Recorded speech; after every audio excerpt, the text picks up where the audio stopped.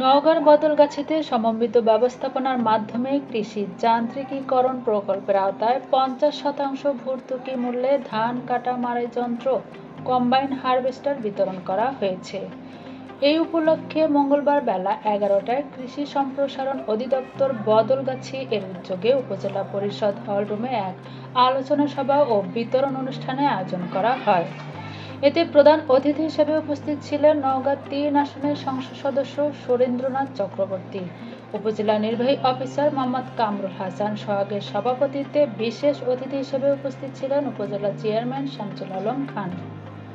এ সময় স্বাগত বক্তব্য রাখেন উপজেলা কৃষি অফিসার কৃষিবিদ সাবার ফারহান, উপজেলা উপসহকারী কৃষি কর্মকর্তা মোহাম্মদ জাহাঙ্গীর আলমের সঞ্চালনায়। অন্যান্যদের মধ্যে বক্তব্য রাখেন উপজেলা আওয়ামী লীগ সভাপতি মোহাম্মদ আবু খালেদ বুলু, বদলগাছী থানা officer in charge OC Mahbubur Rahman, সদর ইউপি চেয়ারম্যান মোহাম্মদ আনোয়ার হোসেন, বদলগাছী উপজেলা আওয়ামী লীগ স্বেচ্ছাসেবক লীগের সভাপতি আবু শাহিন মণ্ডল, উপজেলা যুবলীগের প্রচার সম্পাদক রাজু আহমেদ শ্যামল সহ আরও অনেকে।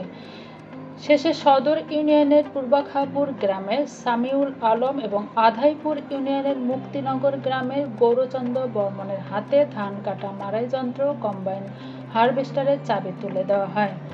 Anjuman, Dhrubabani news desk.